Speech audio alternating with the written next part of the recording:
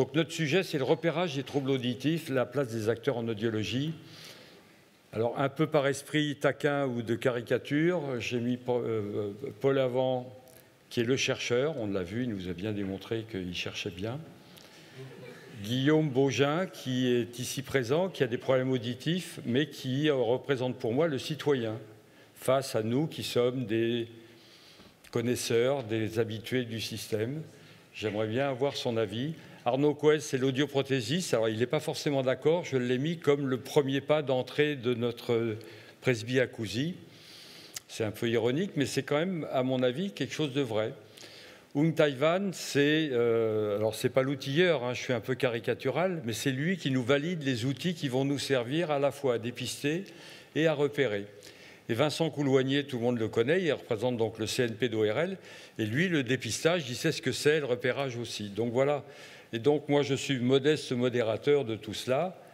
On va donc commencer avec... Alors oui, je voulais dire aussi en introduction, dépistage, repérage. Pour moi, les mots sont importants. Ce n'est pas parce qu'Éric Orsena est là et qu'on a un académicien, mais c'est que vraiment le sens des mots doit nous évoquer, on doit le respecter. Donc dépistage, repérage, on va en parler. La prévention, c'est vraiment le sujet, je ne dis pas à la mode, mais le sujet clé qui peut nous permettre d'éviter quelques drames auditifs dans l'avenir. La sensibilisation, c'est un joli mot, c'est un sens, l'audition. Et il faut sensibiliser au sens de l'audition. Et l'ETP, l'éducation thérapeutique du patient, quelque chose qui traîne dans la convention médicale depuis des années. J'espère que Lionel Collen va nous aider à l'imposer.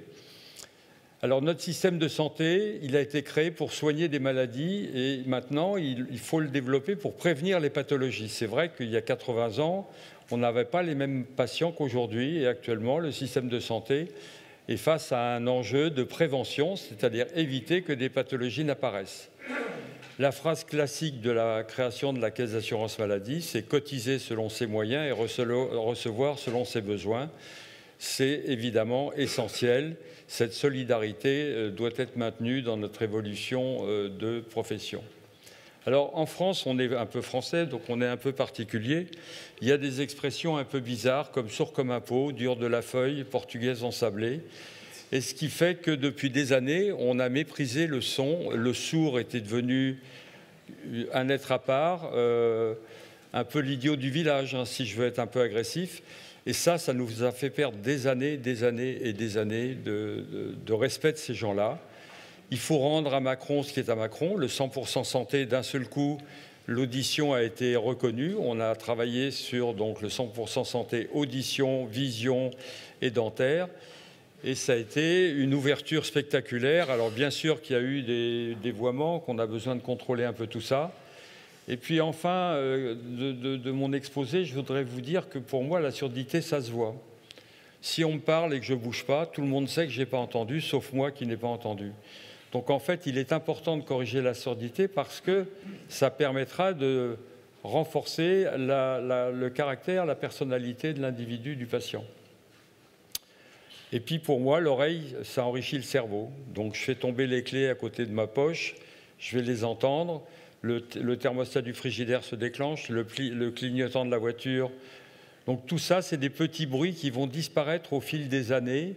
Et c'est ça qui doit être le signal d'alarme, qui doit nous motiver pour déclencher au niveau des patients une réaction, c'est-à-dire grosso modo, dans le cas qui nous concerne, l'appareillage. Paul, je te laisse... Merci beaucoup Jean-Michel. Je vais emprunter la zapette. Je vais passer très vite parce que j'ai déjà dit des choses concernant la recherche, mais je pense qu'un chercheur est malheureusement au bout d'un certain nombre d'années obligé de s'interroger sur les moyens à mettre en œuvre pour que la recherche serve à quelque chose. Alors pour moi, la démographie de l'audiologie évolue, c'est-à-dire il y a de plus en plus de patients et on a vu les projections pour 2050, il y a de moins en moins de soignants, c'est un fait. Et il faut faire de plus en plus de tests aux patients pour mettre en œuvre l'audiologie de précision. Donc comment va-t-on faire? Est-ce qu'on va automatiser? Il y a des choses faisables. Est-ce qu'on va déléguer des tâches? On ne peut pas faire n'importe quoi. Est-ce qu'on doit développer la télémédecine? Sera-ce efficace? Il ne faut pas oublier que pour l'instant, les moyens techniques permettaient jusqu'à il y a une dizaine d'années une prise en compte de situations acoustiques assez pauvres, c'était la parole dans le silence. Maintenant, on a envie de s'intéresser à des situations beaucoup plus complexes. C'est faisable, mais c'est bien de dire qu'il y a des millions de réglages dans un appareil auditif, mais il faut régler. Ça ne se fait pas tout seul. Il y a des besoins spécifiques des personnes malentendantes dont les besoins sont heureusement de plus en plus reconnus.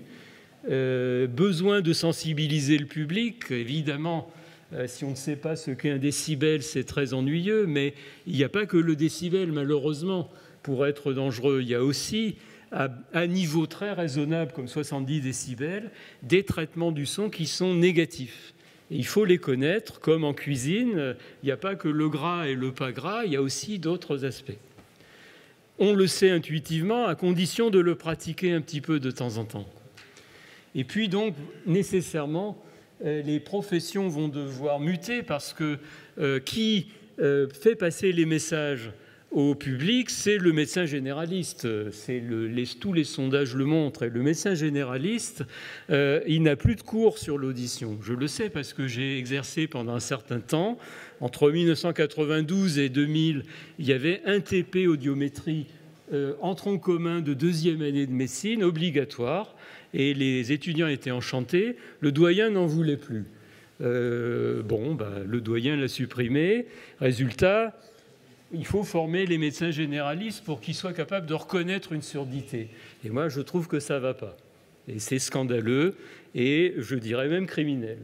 Bon, je n'en dirai pas plus, je ne vais pas donner de nom, vous pouvez aisément vérifier. J'étais à la faculté de médecine de Clermont-Ferrand. J'assume ce que je viens de dire, mais donc il faut revenir aux sources et faire passer les messages par la bonne filière, comme nous tous essayons de le faire, mais je pense à un stade un peu trop tardif. En plus, quand les étudiants en médecine n'arrivent pas à réussir, quand ils sont collés, eh bien, ils ont quand même une culture quand ils repartent pour une autre filière. Merci beaucoup pour cette participation. Merci. Merci Paul. Merci Paul d'avoir remis un peu les pendules à l'heure et le sourd au milieu du village. Je voudrais vous présenter Guillaume Baugin. Il est conseiller parlementaire. Il est dans les personnages qui sont devenus sourds et je pense qu'il peut nous apporter un certain nombre d'éclairages sur son quotidien et sur ses attentes. Je l'ai étiqueté comme le citoyen sourd. Qu'est-ce qui ne va pas? Qu'est-ce qu'il faut modifier? Qu'est-ce qu'il faut améliorer? Je vous laisse la parole. Bien. Alors, écoutez, je vais vous dire, lorsqu'on devient malentendant, ce qui était mon cas il y a une dizaine d'années maintenant, c'est une véritable catastrophe. On bascule d'un monde dans l'autre monde et on se heurte à une société qui ne veut rien comprendre et qui ne fait surtout aucun effort pour essayer de pallier le handicap qu'on subit. Ça, c'est le constat de base. Moi, ma vie a basculé il y a une dizaine d'années. Je suis un peu le cobaye en étant le citoyen aujourd'hui ici. Je vous raconte les choses telles que je les vis. J'ai paumé mon boulot brusquement au moment où mes oreilles ont lâché. Et j'ai longuement réfléchi. À un moment donné, j'ai été obligé de partir de mon bureau. Le directeur de l'époque n'a pas hésité, à titre personnel, de me convoquer dans son bureau et m'a dit « Si vous ne faites rien pour vos oreilles, puisqu'on me dit que vous entendez de moins en moins bien, je vous vire dans 3 mois si vous ne faites rien. » Je l'ai regardé et je lui ai dit « Ça, vous l'avez fait une fois, mais vous ne le ferez pas 2 fois. » Alors évidemment, nos rapports se sont franchement tendus. Et j'ai terminé dans un placard. Bon. C'est quand même un peu triste, quelque part, d'en arriver là, parce qu'on a quelqu'un qui vient de la grande distribution, qui a des managements de grande distribution, qui rentre dans une administration et qui ne s'adapte pas aux us et coutumes d'une administration qui est quand même plus tranquille. Bon. Alors, aujourd'hui, je suis rentré à la RDDS et dans d'autres organisations parce que j'estime qu'il faut se battre pour le handicap, ou plutôt contre le handicap et pour les handicapés, pour les personnes en situation de handicap, et leur donner des perspectives et faire en sorte qu'elles soient le mieux dans la vie. Alors, moi, j'ai franchi le cap à un moment donné. Je me suis appareillé. C'est une épreuve personnelle de s'appareiller, de passer de l'autre côté de la barrière. Et en même temps, les uns et les autres s'imaginent que parce qu'on est appareillé, on va bien entendre. Ben, c'est pas vrai. Quand on a atteint un taux de surdité qui est respectable, eh bien, les appareils sont limités en capacité. Alors après, il y a d'autres techniques. Mais il y a la psychologie humaine qui joue. Et on se dit, mais qu'est-ce qui va m'arriver si je franchis l'étape d'après? L'étape d'après, on en a parlé tout à l'heure, c'est les implants, les opérations cochléaires, etc. Mais c'est une opération, c'est en plus pas particulièrement esthétique. Sur le plan personnel, j'y vois un frein. Après, je peux m'y habituer de la même manière que je me suis habitué aux appareils. Mais ça n'empêche que c'est quand même une difficulté. La société, elle, de son côté, elle n'écoute pas les malentendants comme il faudrait. Et d'ailleurs, elle ne fait pas franchement attention aux difficultés des uns et des autres. L'autre jour, par mes fonctions, j'étais en relation avec un député de premier plan, mais comme je suis sympa, je ne vais pas vous dire de qui c'est. Et il nous expliquait, ah ben quand on légifère, on pense absolument pas au handicap. Ah bon? Ben, je dis ça, c'est franchement embêtant, parce que justement, nous, on est quand même 12 millions de personnes en situation de handicap. Et on a quand même besoin, justement, d'avoir une réponse. On a besoin d'avoir une réponse privée, déjà, dans un premier temps. On a aussi besoin d'une réponse sociale. La réponse privée, c'est la famille, c'est les amis.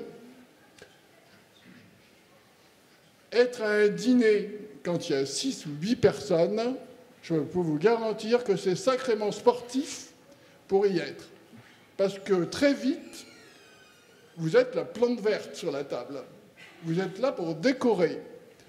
Mais la conversation, l'attention qu'on peut vous porter, elle est totalement absente. Alors, moi, je suis lobbyiste de formation, donc je suis tenace. Donc, j'essaye de me faire entendre. C'est mon métier, quelque part. Donc, je fais répéter. Mais faisant répéter, je sais que j'énerve. Alors, c'est le serpent qui se mord la queue. Parce qu'on énerve, donc on est vite d'énerver. Le danger, c'est de s'isoler. Moi, je n'ai pas envie de m'isoler. Et comme je suis sacrément accroché à la vie, comme vous pouvez remarquer, je préfère faire répéter plusieurs fois. Et je préfère enquiquiner. Mais je n'ai pas l'intention de rester seul dans mon coin. D'ailleurs, quand je suis seul dans mon coin, je suis très malheureux. Donc, très rapidement, je fais ce qu'il faut pour ne plus être seul. Ça, c'est sur le plan psychologie personnelle, je vous livre les choses telles que je le sens. Ensuite, il y a ce qui existe. La société, quand même, il y a eu du progrès. On n'est peut-être pas particulièrement bien écouté, mais il y a du progrès. Il y a du progrès technique. On a maintenant des prothèses, on a des implants, on a peut-être bientôt d'autres techniques qui vont apparaître sur le marché. Il y a Bluetooth qui va remplacer les BIM, mais les BIM, c'est bien gentil, mais on met aujourd'hui une société plus ou moins accessible avec les BIM, les boucles électromagnétiques en question. Sauf que les prothésistes auditifs ne les proposent pas aux clients. Et donc, en France, on a 17% de personnes qui sont équipées de BIM. Parallèlement à ça, on a quand même des secteurs de la société qui essayent de s'équiper en BIM. Moi, je travaille avec Pathé pour la RDDS, qui est une magnifique association. Eh bien, je travaille avec Pathé, on va essayer d'avancer. Parce que si vous voulez aller au cinéma, à Paris ou en province, que vous êtes malentendant et vous voulez voir un film français, eh bien, je vous souhaite bien du courage, parce que c'est impossible. Alors, il y a un peu de progrès, mais pas assez. Les films sous-titrés qui sont mis à disposition, vous les avez le matin, le lundi à 8h ou à 9h. Pourquoi? Pour ne pas déranger le bien-entendant. Et je vais vous donner une anecdote très courte qui va vous faire comprendre le problème. Je rentrais dans une salle de chez MK2. Coup de bol, je suis tombé sur le directeur. On a plutôt sympathisé. Et il m'a dit, je suis délégué syndical pour MK2. Alors je lui ai dit, bon, mais vous faites quoi pour MK2 avec le sous-titrage? Rien, pas grand-chose. Oh. Je lui dis, mais ça, c'est embêtant, parce que vos collègues chez Pathé, ça marche un peu mieux. Alors, il me dit, bah, on met quand même des films le matin à 9h. Mais je lui dis, moi, je ne vais pas au cinéma le matin à 9h, je veux aller en famille avec mes 3 enfants, ma femme. Je veux aller voir des films français facilement et que j'ai choisi, en plus. Parce que les films qui vous mettent en libre distribution à 9h du matin, c'est imposé. C'est le film, vous n'avez pas le choix. C'est ce film-là qui aura un sous-titre, pas le voisin. Bon. Pourquoi c'est comme ça? La compagnie de distributeurs de films ne veut pas perdre de clients. On ne veut pas déranger le bien-entendant. Mais le bien-entendant en question, pardon, mais dans 20 ans, 30 ans, je ne lui souhaite pas, mais il sera peut-être parfaitement malentendant, et le même qui va râler aujourd'hui, il sera ravi d'aller voir un film en version originale parce qu'il ne parle pas anglais. Donc il y a quand même quelque part un individualisme dans cette société qu'il faut corriger. Individualisme ou égoïsme? Je ne sais pas si ça passe par la loi. Je ne sais pas si ça passe par la sensibilisation. Moi, je vais vous dire, je pense que ça passe par la sensibilisation. Et il y a des organisations extraordinaires à Paris et ailleurs. Je pense particulièrement en ce moment à la Fondation pour l'audition. Je travaille avec eux. J'essaye de leur apporter mes modestes compétences. Ils ont entrepris un travail fabuleux. Et d'ailleurs, je le partage. Et je vais même amplifier ça. Je me suis même posé la question de savoir si je n'allais pas créer une petite structure pour permettre d'accélérer cette sensibilisation. Ils ont fait un kit en direction des élus. Ils ont fait un kit en direction des directeurs des ressources humaines. Ben, c'est génial. Parce que si vous passez par la sensibilisation, vous faites comprendre aux uns et aux autres le problème. Si vous passez par la loi, vous créez des crispations. Parce que d'abord, ce n'est pas expliqué, ça tombe comme un cheveu sur la soupe, et on oblige les uns et les autres à essayer de faire des choses qu'ils n'ont pas envie de faire. Résultat, qu'est-ce qui se passe? Des dérogations. Dès qu'on peut faire une dérogation, paf, on fait une dérogation. Et sur l'accessibilité, avec les ERP, c'est-à-dire les établissements recevant du public, on devait mettre 2 millions d'ERP aux normes et accessibles. On devait faire ça, ça devait être terminé en 2014. On a redonné 9 ans. On est en 2024. On en a 900 000 sur 2 millions. On a 75% des demandes de dérogation qui sont acceptées. Alors moi, je vous dis, je pense qu'effectivement, ça passe par la sensibilisation. C'est un travail titanesque. Ça veut dire qu'il faut faire des démarches partout. Il faut aller voir les syndicats, il faut aller voir les organismes de loisirs, il faut aller voir les professions de santé, il faut aller voir parfois même les écoles et les écoles de formation, les écoles à l'ENM par exemple. Vous êtes malentendant, vous arrivez à un procès, vous tombez sur un magistrat. Le magistrat va vous dire « Bonjour monsieur, vous êtes poursuivi pour tel délit ». Vous n'entendez rien. Vous regardez le magistrat, vous lui dites « Excusez-moi, je n'ai pas entendu votre question ». Vous êtes sûr d'une chose, c'est qu'à la sortie, le magistrat, vous l'aurez agacé.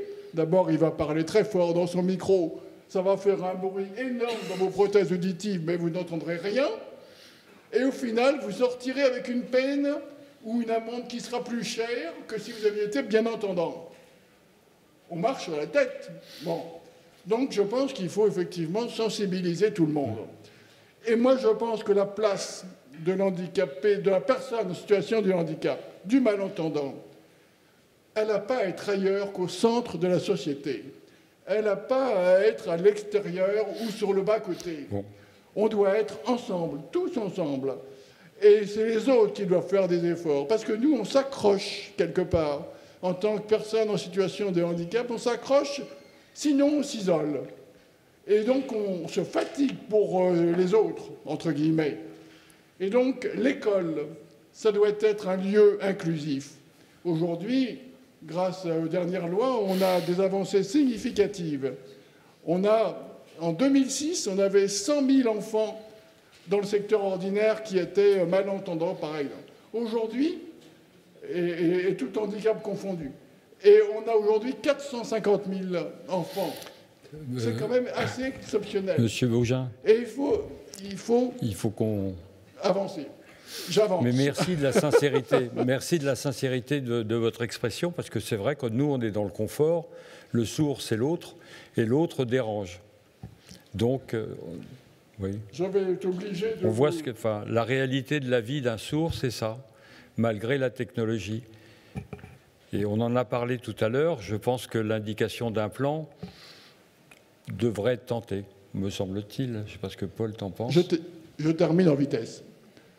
Je termine en vitesse. Il y a un point qui est extrêmement important. C'est la sensibilisation des partis politiques. Aujourd'hui, si vous êtes en situation de handicap, si vous êtes malentendant, d'abord, vous avez un mal de chien à essayer de faire une campagne, mais moi, j'ai l'intention de la faire.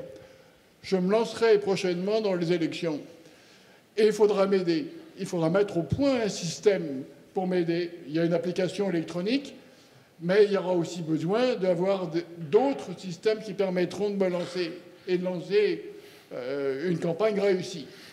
Et ça, les partis politiques aujourd'hui sont très loin de l'inclusion. Ils vont aller dire qu'il faut effectivement avoir une inclusion pour ci ou pour ça, mais eux, ils ne le font pas. Ils l'ont fait péniblement pour les femmes, avec une parité. Les partis politiques, aujourd'hui, sont prêts à payer une amende plutôt que de respecter la parité. Alors, ça va être compliqué de leur dire qu'il faut... Mais moi, je pense qu'à un moment donné, il va falloir sans doute arriver à un pourcentage imposé dans les partis politiques pour les personnes en situation de handicap. Voilà. Très bien, d'accord. Un grand merci pour ce message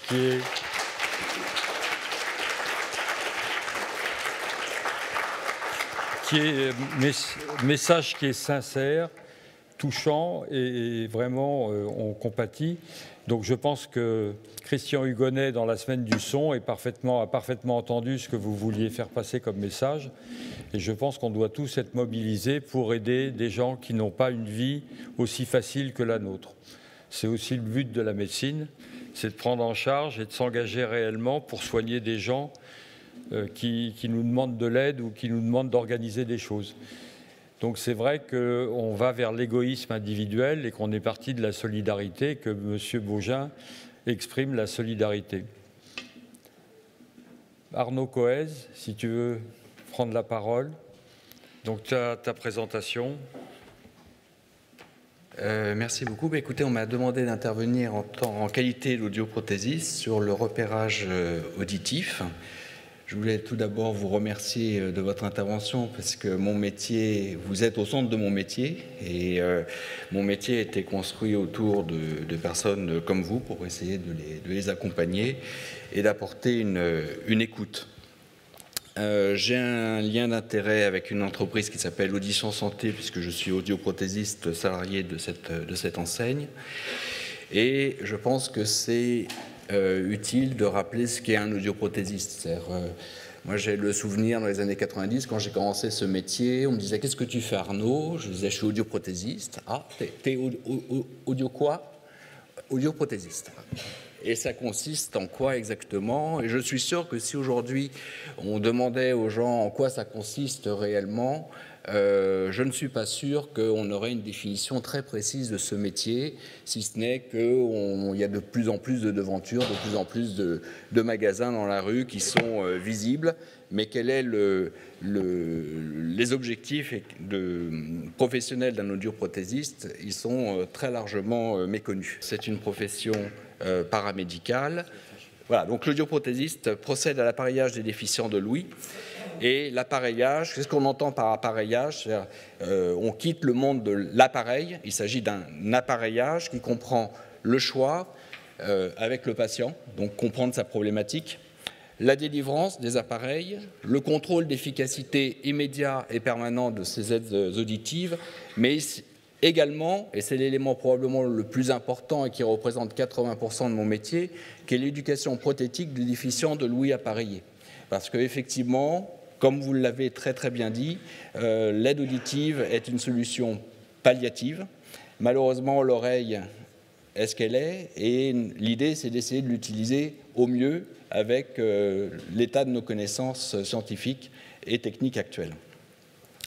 La délivrance de chaque appareil auditif est soumise à la prescription médicale préalable et obligatoire du port d'un appareil après examen otologique et audiométrique tonal et vocal, ce qui veut dire que, a priori, je vois le patient, enfin je vous vois, avant que vous ayez pu bénéficier d'un diagnostic par le corps médical, par les médecins qui vont pouvoir avoir décrit parfaitement la cause de votre perte d'audition et les mécanismes qui sont en jeu et très probablement engager un certain nombre d'explorations fonctionnelles qui vont moins m'aider dans l'appareillage du patient en question.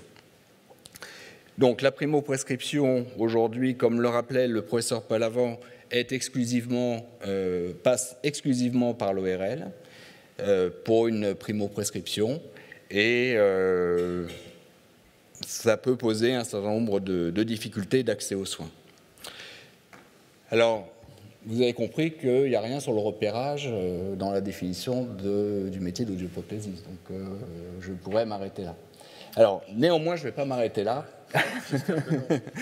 parce que le repérage des pertes d'audition et le diagnostic précoce des pertes d'audition, tel qu'il a été mis en place en 2012 pour pouvoir repérer en maternité les pertes d'audition, a modifié profondément mon travail. Donc, à la maternité, avant que le nourrisson parte avec ses parents, un certain nombre de tests ont été faits, qui sont des tests objectifs, qui ne demandent pas sa participation, qui ne sont absolument pas invasifs et qui permettent de repérer des pertes d'audition. Et si jamais les tests s'avèrent négatifs, l'enfant est retesté par la suite dans un service d'audiophonologie compétent pour poser le diagnostic de la perte d'audition. Donc je pense que le professeur Coulonnier vous l'expliquera bien mieux que moi tout à l'heure, mais nous avons un schéma qui est simple dans ces cas-là, où on a un dépistage chez le nouveau-né en maternité, donc depuis 2012, un médecin ORL dans un centre référent qui va poser le diagnostic, qui va pouvoir adresser le nourrisson et sa famille vers un audioprothésiste dans le cadre de l'appareillage,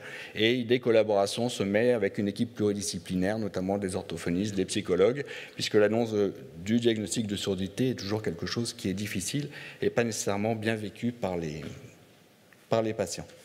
Alors, ce que ça a changé pour moi en tant que professionnel, c'est qu'auparavant, quand il n'y avait pas le dépistage précoce, les surdités, les enfants qui avaient une surdité sévère profonde, je les voyais à 2 ans.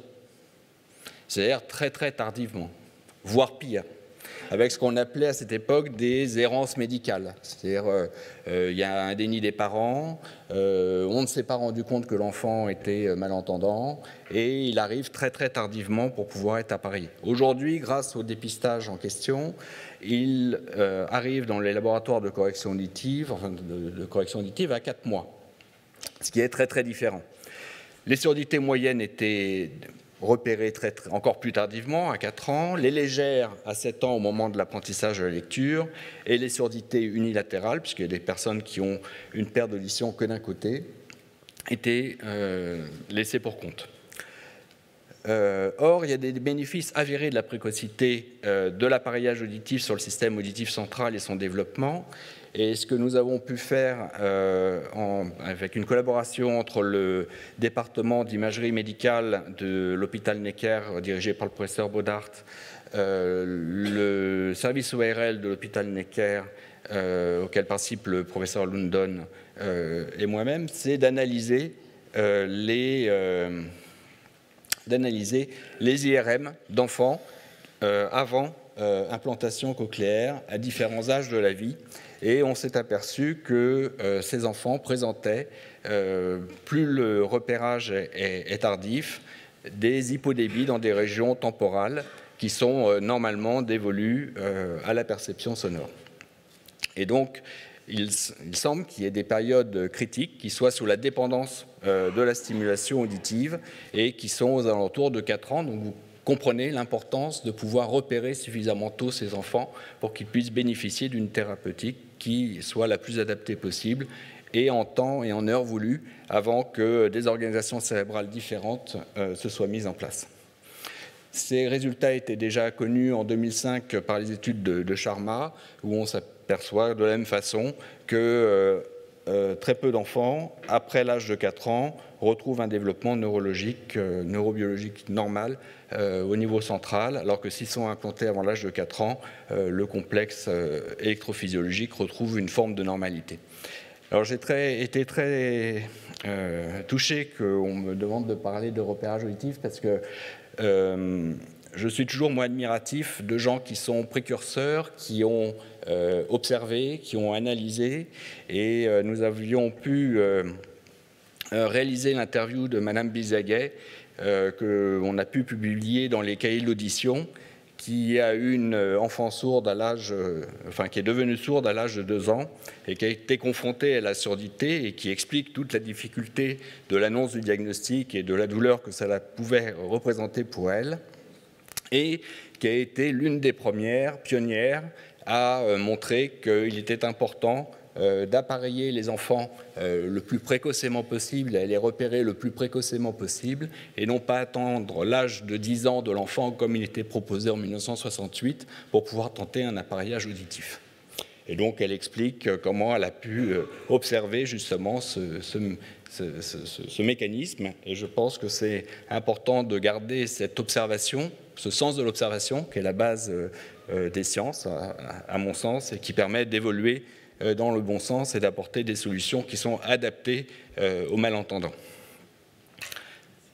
Aujourd'hui, on sait que la perte d'audition, comme l'a rappelé Christine Petit tout à l'heure, chez l'enfant, 80% des pertes d'audition sont d'origine génétique, donc ça c'est également une très très grande avancée, et c'est une avancée majeure dans la prise en charge de la surdité. Et elle ne l'a que esquissé, mais vous savez qu'il y a un essai thérapeutique qui est en cours et où on a un espoir de solution curative de corriger une perte d'audition bien particulière sur une protéine qui s'appelle l'autoferline, où on a un espoir d'avoir non plus une solution palliative comme avec les prothèses auditives ou avec les implants, mais une solution réellement curative où suffisamment de protéines saines seront produites pour permettre de restituer une neurotransmission normale entre la cellule ciliée interne et la fibre nerveuse. Et très récemment, nous avons pu mettre en évidence, et je suis très heureux de pouvoir participer à cette étude, que dans le cas de la presbyacousie, il y a des éléments génétiques également qui sont en cause. Oui. Alors, attendez, voilà. Et mon but est de repérer justement alors je suis désolé parce que j'ai 2 écrans en même temps, de repérer suffisamment de patients qui sont presbyacousiques, qui pourraient être inclus justement dans ce type d'études pour essayer de mettre en évidence les gènes responsables de la surdité et surtout de caractériser ces pertes d'audition par un certain nombre de tests. Et donc, mes patients peuvent bénéficier de 6 heures de tests au CERIA, ce qu'ils n'auraient jamais eu dans des conditions normales en ville. Et ce que l'on remarque ici sur mes patients en question, c'est qu'une grande majorité ont la perte d'audition qui est la plus importante. Enfin, ce sont les 10% les plus atteints et avec un âge moyen de 72 ans. C'est-à-dire, ce que l'on peut remarquer sur ma cohorte, c'est que finalement, les gens nous arrivent bien tard avec des pertes d'audition bien importantes. Et finalement, on aurait pu imaginer, et on peut imaginer qu'il y a un repérage beaucoup plus précoce, et vous voyez que l'accès aux soins par rapport à l'enfant, enfin au nourrisson en maternité, devient beaucoup plus complexe parce qu'il y a beaucoup d'autres intervenants qui vont pouvoir être des signaux d'alerte pour pouvoir repérer les pertes d'audition. On pourrait se demander si la médecine du travail, justement, pourrait être un élément qui permet de repérer les pertes d'audition, d'orienter les gens dans le système. Et des applications qui sont développées d'ailleurs par la Fondation pour l'audition, qui s'appelle EURA, que vous pouvez retrouver sur votre smartphone, permettent justement de repérer les pertes d'audition par un test qui est gratuit, que vous pouvez télécharger facilement sur votre téléphone, et qui permet, et on pourrait imaginer que le résultat de ce test permettrait aux patients qui se seraient autotestés d'aller vers son médecin généraliste et que le médecin généraliste, au regard de ce test, puisse l'orienter vers un spécialiste. Alors, cette mission de sensibilisation nous paraît très très importante et un moyen de faire en sorte que le sonore rentre davantage et de vouloir plus sensibiliser au monde du son, et je trouve que c'est un des éléments de la semaine du son que la semaine du son porte, c'est de faire en sorte que les gens soient de plus en plus sensibilisés au monde sonore. Et donc nous proposons avec la semaine du son de développer ce que Eric Orsena a décrit comme étant un décibellateur, c'est-à-dire un sonomètre qui est capable d'afficher dans la rue un nombre de décibels et qui permettrait à un patient qui passerait devant une enseigne d'audioprothèse de ressentir ce que le nombre affiché signifie. Et je pense que c'est une façon de pouvoir faire accéder à un plus grand nombre de personnes au monde du sonore et à le découvrir dans de bonnes conditions plutôt que quand la perte d'audition est survenue et qu'il faut corriger les choses. Merci. Merci beaucoup. Merci.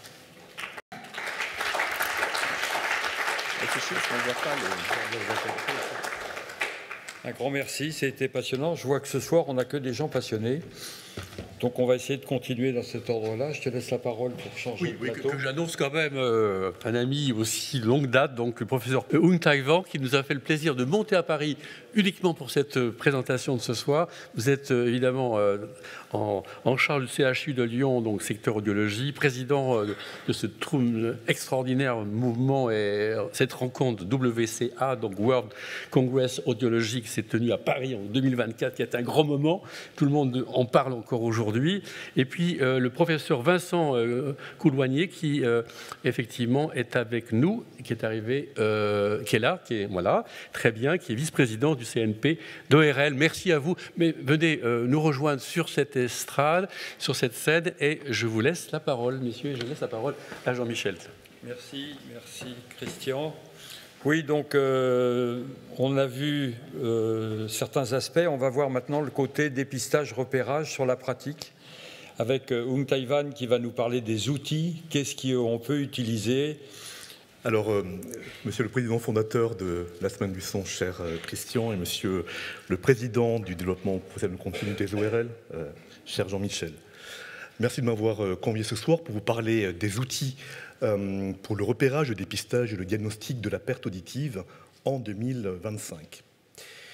Quand nous recevons en pratique clinique et audiologique un patient qui se plaint de troubles auditifs isolés ou bien associés à des acouphènes, un trouble de l'équilibre, la question qui se pose inéluctablement à nous, cliniciens, c'est où est le problème?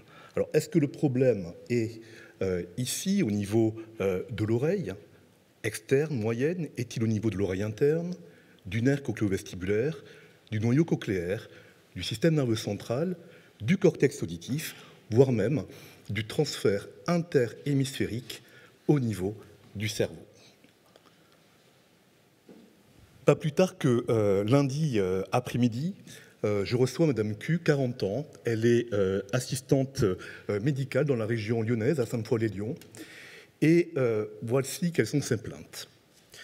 Mon fils de 11 ans me dit tout le temps qu'il faut me dire les choses 3 fois pour que je les comprenne. C'est très compliqué, docteur. Il est multidis, il a vraiment besoin de moi et de mon soutien. Au travail, je demande systématiquement à mon patron, le docteur, de parler plus fort lorsqu'il me donne des consignes, de peur de faire des bêtises avec les patients qu'il prend en charge. Dès que les patients commencent à parler dans la salle d'attente, et son poste téléphonique est juste à côté, c'est un enfer pour moi de prendre les rendez-vous au téléphone. C'est un vieux téléphone filaire, mais mon patron est proche de la retraite. Je pense qu'il ne va pas en changer. Je ne peux pas rester comme ça. Alors, où est le problème?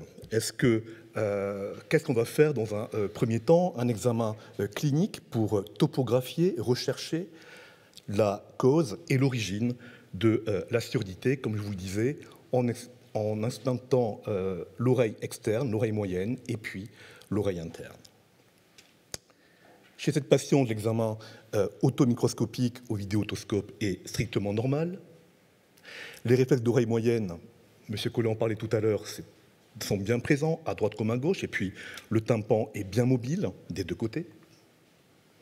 Et voici son audiogramme. Madame Q présente à 40 ans une perte auditive, vraiment qui semblerait a priori minime, et que je n'aurais pas vu si je ne l'avais pas testé à la demi-octave. En effet, on voit ici qu'elle a cette perte qui est centrée sur le 6000 Hz, une fréquence aiguë, à droite comme à gauche, et la perte est bien symétrique. Mais est-ce que ça peut expliquer tous les troubles qu'elle me relate? Alors on va regarder dans un deuxième temps la fonction endocochléaire et comment est-ce que l'oreille interne fonctionne. Et pour cela, j'utilise tous les jours un test qui est vraiment extrêmement pertinent et qui me donne beaucoup de renseignements, c'est l'étude des échos de l'oreille interne lorsqu'on délivre des petits clics aux patients à droite comme à gauche.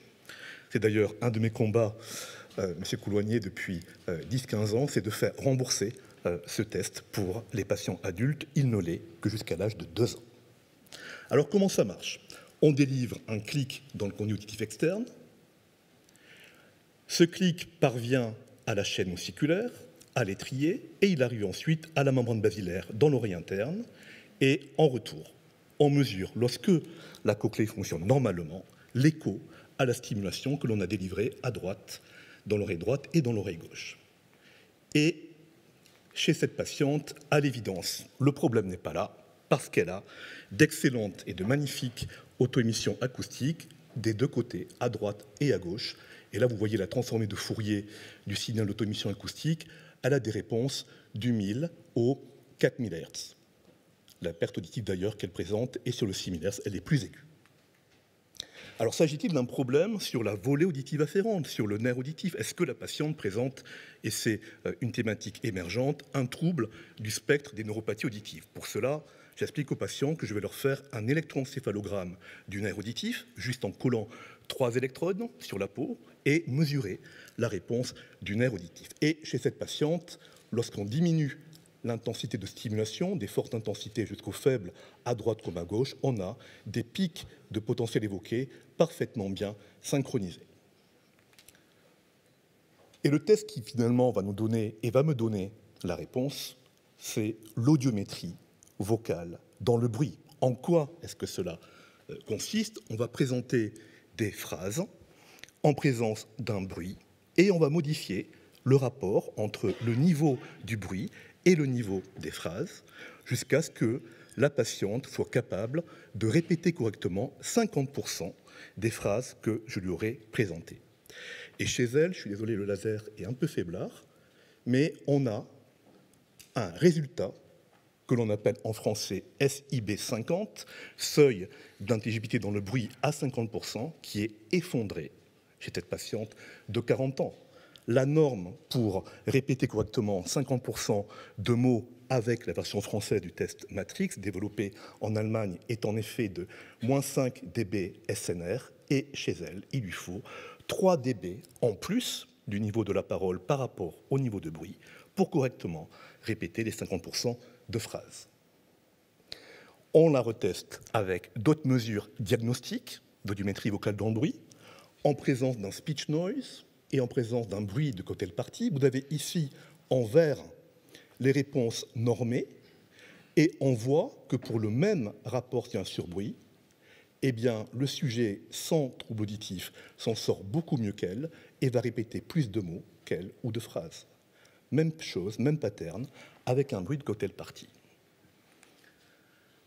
Alors, ça, c'est notre vie de tous les jours en tant qu'ORL audiologiste, mais il y a eu une traduction dans la vie, la vraie vie, au niveau de considération de santé publique, puisqu'on a travaillé, et tout à l'heure, cher Jean-Michel, tu parlais de la réforme du 100% santé audition. Nous étions quelques ORL académiques à nous réunir en 2018 à la Haute Autorité de Santé pour définir les nouveaux critères d'éligibilité à l'appareillage auditif.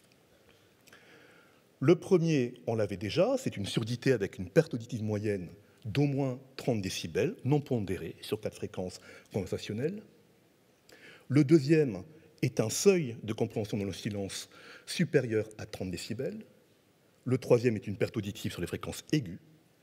Et nous avons demandé que le critère d'un trouble de compréhension de la parole dans le bruit soit, et il est dorénavant, un critère à l'éligibilité à l'appareillage auditif et à son remboursement. J'en ai profité pour demander à ce que les neuropathies auditives soient également prises en charge par l'effort national sur le résultat conjoint des auto-émissions acoustiques et des potentiels vocaux auditifs. Et on a également souhaité que les troubles centraux de l'audition, sur le résultat conjoint de l'audiométrie vocale dans le bruit et le test d'écoute dichotique qui consiste à délivrer simultanément des chiffres ou des mots, du matériel verbal dans les deux oreilles est différent, de tester les capacités d'attention auditive. Et c'est d'ailleurs ce dont la patiente que j'ai vue lundi après-midi souffre et ce diagnostic qui a été retenu. Donc on a une révolution dans les pratiques ORL et audiologiques, et des audioprothésistes aussi, de l'audiométrie vocale dans le bruit qui fait une irruption assez spectaculaire dans nos pratiques. Et puis, la Société française d'audiologie et la Société française d'ORL ont publié les recommandations pour la pratique des tests vocaux dans le bruit. Retenez que le test est sensibilisé par rapport au test de compréhension de la parole dans le silence. Il est plus écologique parce que dans la vraie vie, en général, on entend avec un niveau de bruit variable, il y a toujours du bruit. Il me semble qu'il est très intéressant parce qu'il permet le repérage, je pense que ça fera plaisir à la professeure Petit, des presbyacousies précoces ou bien des presbyacousies vues à un stade précoce, puisque la gêne auditive dans le bruit en est le premier signe. Par ailleurs, ce test est détérioré dans ce qu'on appelle les nouvelles pathologies ou bien les pathologies émergentes de l'audition. Les neuropathies auditives, les troubles centraux de l'audition, les surdités cachées, qui sont des surdités apparues après un traumatisme sonore. Et également parce que la mesure est fortement conseillée pour toute demande de remboursement de dispositif médical à visée de remédiation de l'audition soumise à la Haute Autorité de Santé. Et je fais juste part de mon expérience pendant 4 ans à la CNIDIMS. Donc, L'intérêt de la vocale dans le bruit, il est au niveau du dépistage. C'est un test qui est accessible, rapide, que tout le monde peut télécharger grâce au soutien formidable de la Fondation pour l'audition. Et vous pouvez tous, au sortir de cette salle, essayer la mesure qui s'appelle le test ERA, qui veut dire entendre en suédois.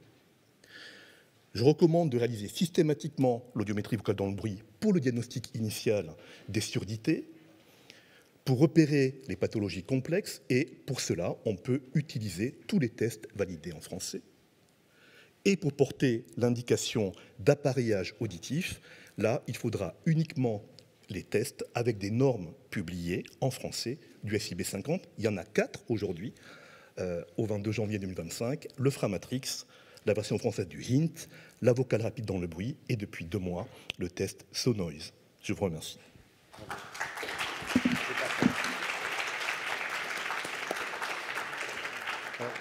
Juste un commentaire. Moi, ce qui me chauffe, entre guillemets, c'est que pendant 40 ans, j'ai vu des patients qui me disaient « Quand je suis dans le bruit, je ne comprends rien ».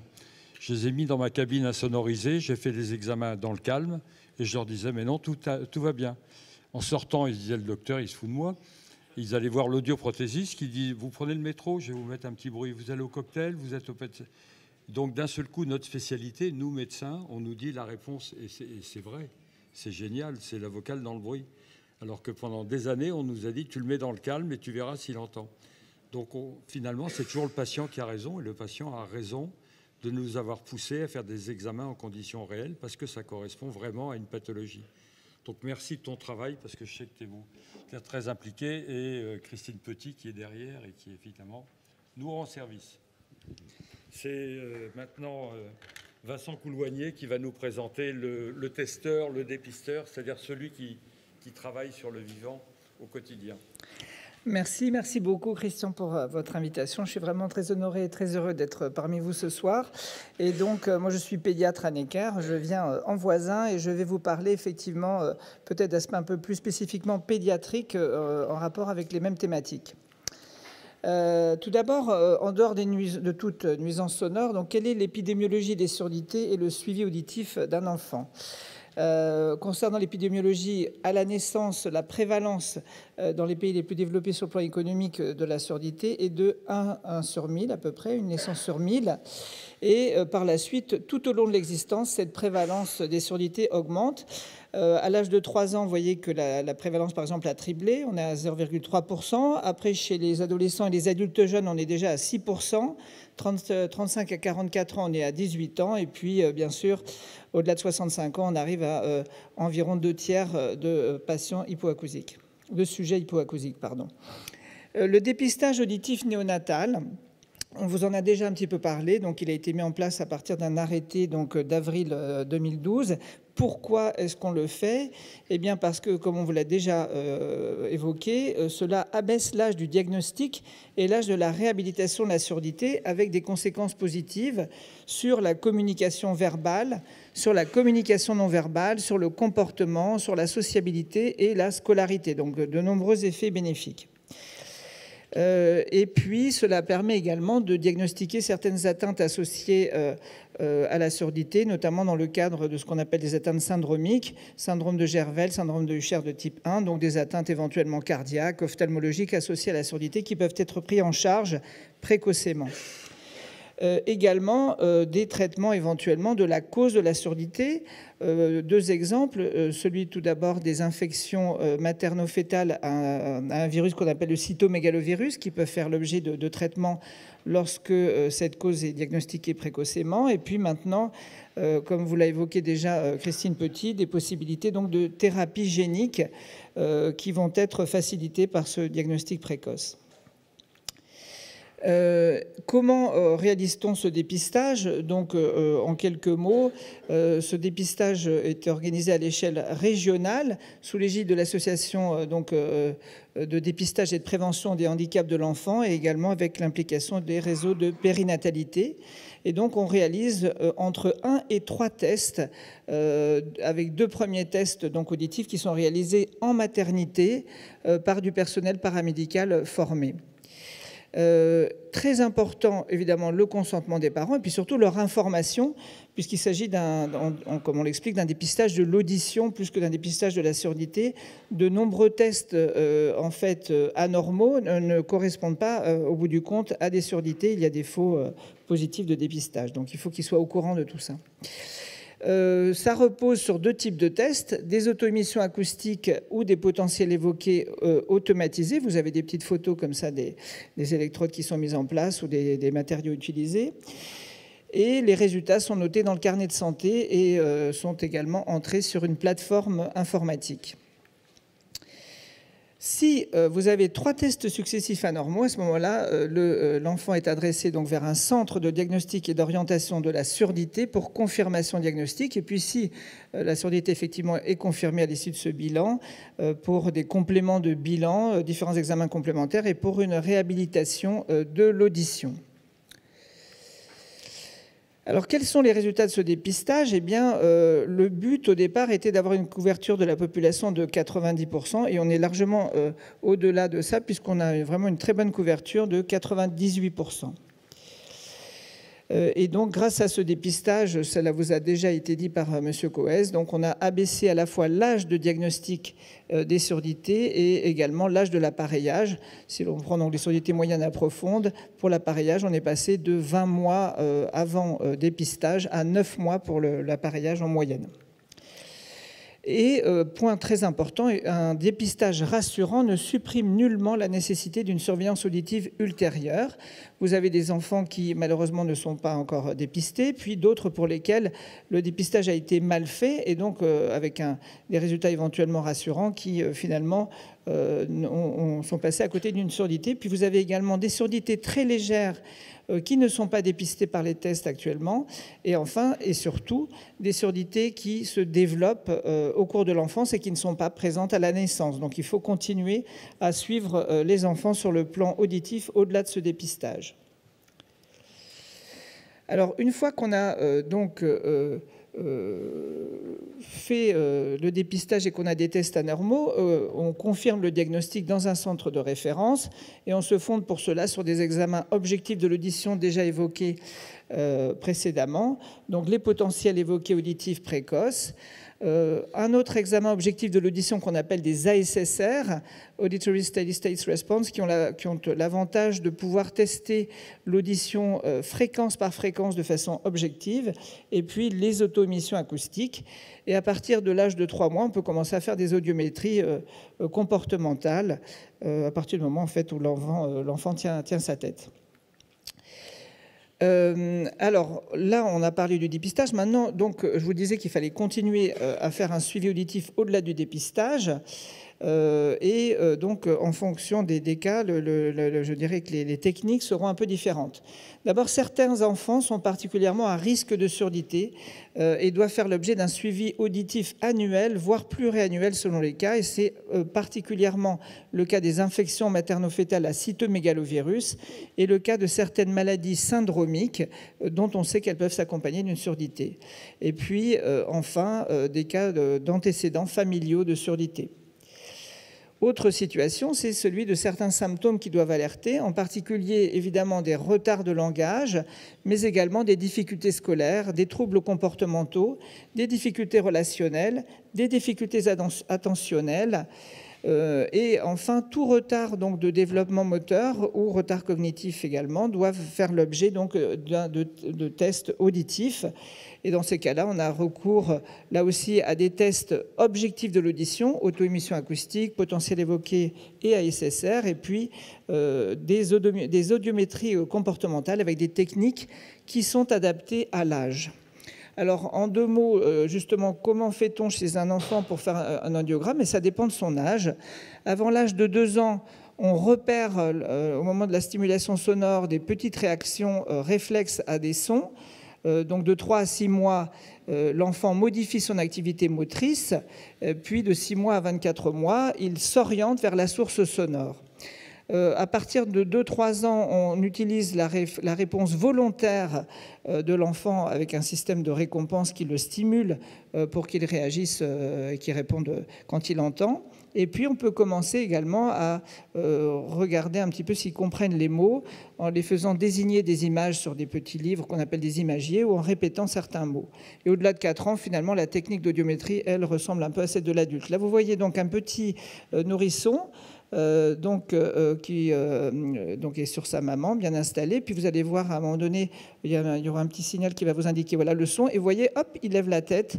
Donc on a un bon élément indirect du fait qu'il a été stimulé sur le plan sonore et qu'il réagit. Ensuite, vous avez également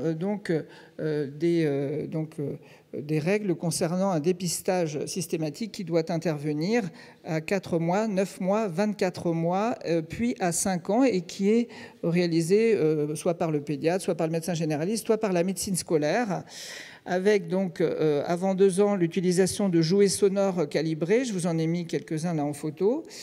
Et puis, après l'âge de 2 ans, toujours ces mêmes jouets calibrés, mais on peut commencer là aussi, comme je vous le disais précédemment, à utiliser des tests qui permettent de savoir si l'enfant reconnaît, entend certains mots. On lui demande de désigner des images ou de répéter des mots prononcés à voix moyenne. Et après l'âge de 4 ans, eh bien, c'est surtout la médecine scolaire à ce moment-là qui s'en occupe. Il y a des appareils donc, d'audiométrie simplifiée, de dépistage, qui permettent d'avoir une idée un peu grossière de l'audition fréquence par fréquence et oreille par oreille. Alors, au-delà de 5-6 ans, en revanche, eh bien, il n'y a pas de suivi systématique formalisé.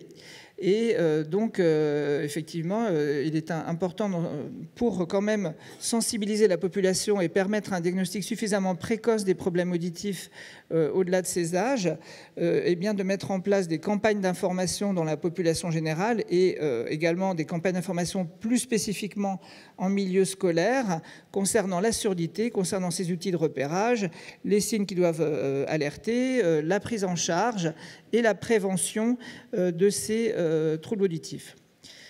Et puis également donc, le développement, comme on vous l'a déjà évoqué, d'outils de repérage des surdités, idéalement utilisables par tous, notamment via des applications sur smartphone, certainement très important, notamment chez les préadolescents et les adolescents.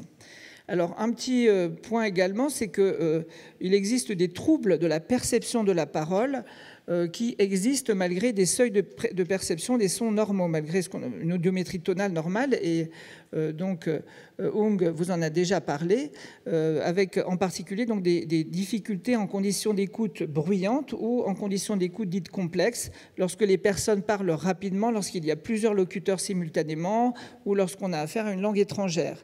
C'est donc toutes les affections du spectre des neuropathies auditives et également ce qu'on appelle les troubles du traitement auditif. Et donc leur diagnostic repose sur une série d'examens complémentaires, potentiel évoqué auditif pour les neuropathies auditives et batterie d'audition centrale, audition dans le bruit, test dichotique et étude des patterns pour les troubles du traitement auditif. Donc comme on vous l'a déjà dit, mais ça existe également chez l'enfant et chez l'adolescent, ce type de pathologie. Il faut maintenant les connaître, savoir les suspecter et mettre en place les batteries de tests nécessaires pour leur diagnostic.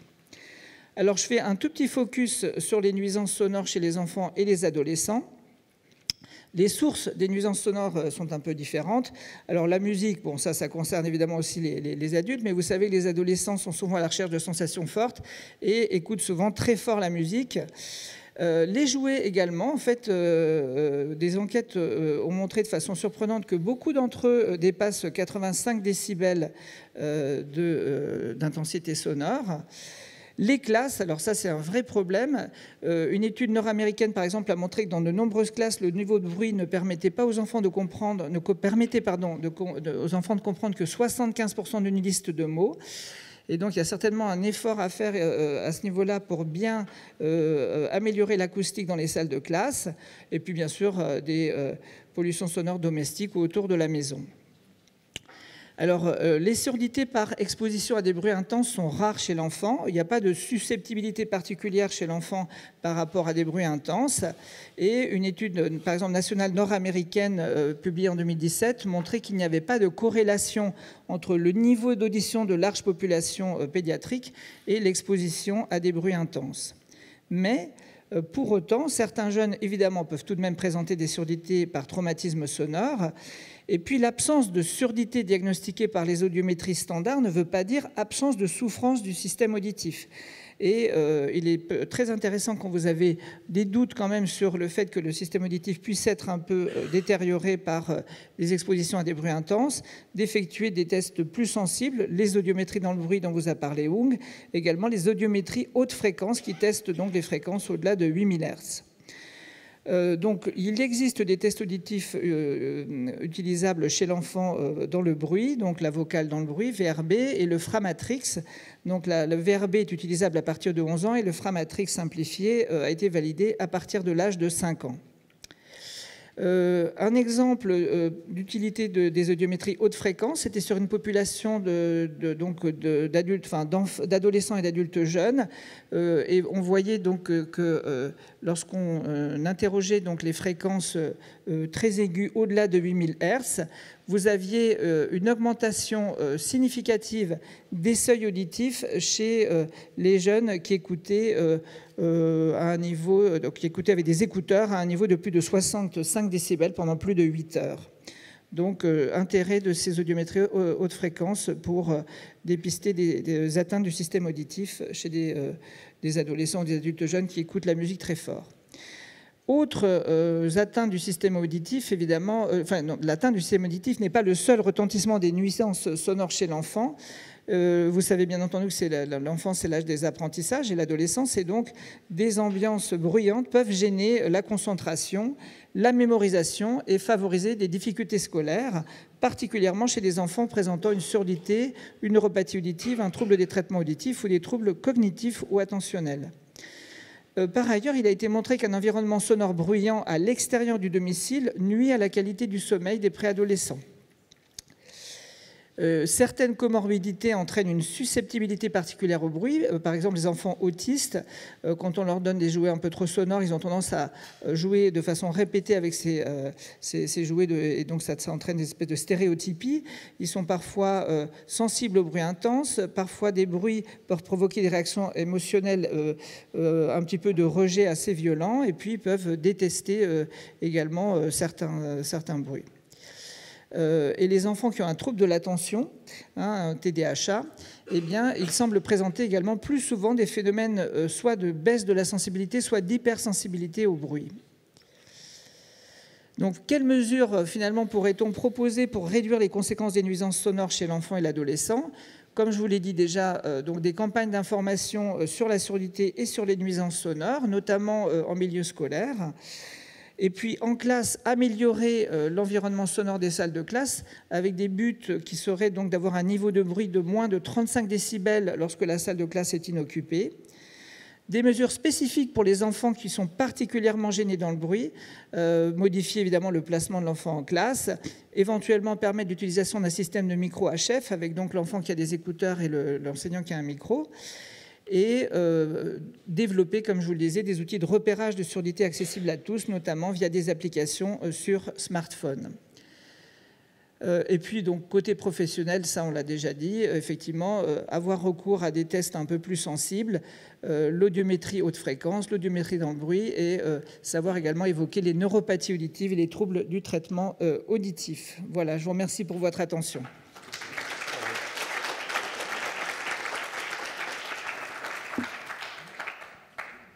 Oui, Shelley nous a fait l'honneur, Shelley Shadhar, qui est aujourd'hui donc à la tête effectivement de, comment dire, qu'on soit bien clair sur les termes exacts, qui est responsable du programme de la prévention et de la surdité et de la déficience à l'OMS, nous a fait le plaisir de nous donner quelques mots effectivement de conclusion aujourd'hui. On la laisse parler, on la voit effectivement à l'écran. Elle n'a pas pu venir aujourd'hui, elle vient régulièrement à la Semaine du Son, mais elle voulait participer à cette rencontre. Voilà, on la laisse parler pendant 1 minute. Good evening. On behalf of the World Health Organization, I would like to convey my sincere appreciation for the theme of this year's event, hearing health and sound environment. Globally, what we see is an increase in the background noise levels, especially in our cities. Such noise it has widespread effect on our bodies, on our health and well-being. As a matter of fact, WHO estimates that only in Western Europe, where we are sitting or standing right now, at least 1 million healthy life years are lost every year from traffic-related noise alone. Such noise, it affects not just our hearing system, but it is linked with cardiovascular diseases, with cognitive impairment, with sleep disturbances, annoyance, tinnitus, and so on. So I really hope that today's discussions will focus on the challenges that this noise poses and will provide a clear insight into how we can address this. How can we bring about a change in this situation? And I look forward to hearing the outcomes of today's discussions and acting upon them in collaboration with all of you. I thank you and I wish you all the best for this session.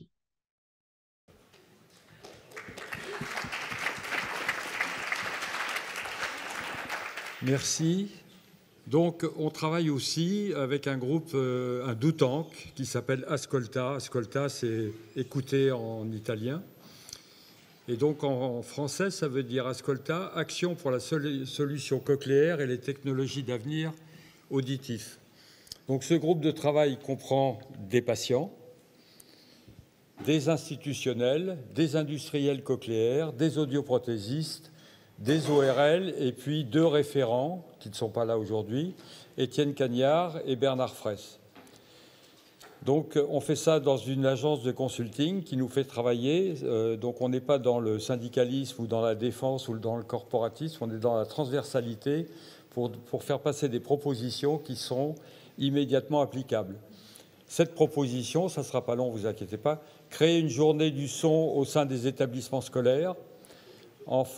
Concernant le dépistage, étendre largement à d'autres professionnels de santé la possibilité de dépister des pertes auditives grâce au déploiement d'outils validés, et on compte sur Ung.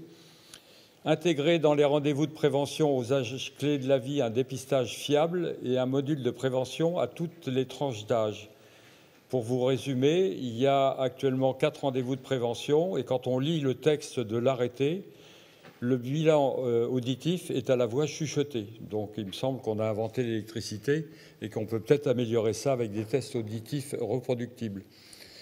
En 4, produire une épidémiologie sincère des surdités pour permettre la mise en œuvre de politiques adaptées, créer des registres permettant de dégager des indicateurs. Pour le moment, il n'y a qu'un registre, c'est sur les implants cochléaires, il n'y a pas de registre sur les surdités. 5, rendre systématique la transmission à l'orthophoniste d'informations associées à la prise en charge des surdités dans mon espace santé. C'est incroyable, mais actuellement, l'orthophoniste n'a pas accès aux données du dossier médical partagé.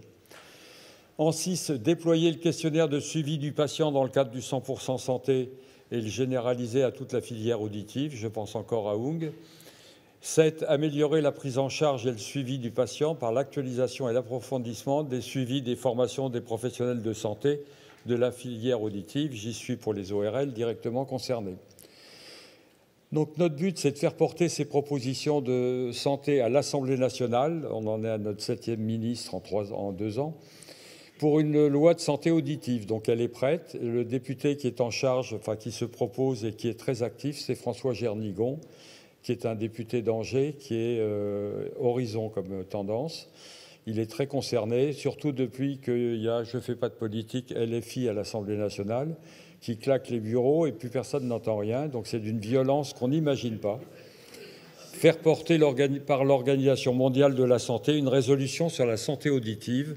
Et j'espère que Christian pourra nous aider dans cette mission-là, puisqu'il est organisme agréé par l'OMS. Voilà ce que je voulais vous dire. Je vous remercie tous. Je remercie les participants. C'était lourd, c'était dense, mais c'était très scientifique et très pédagogique.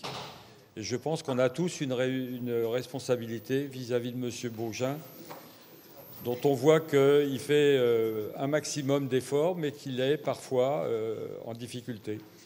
Je pense qu'on peut l'aider, qu'il y a des moyens autres que l'appareil auditif. On en parlera hors session. Voilà. Merci à tous. Merci à Christian.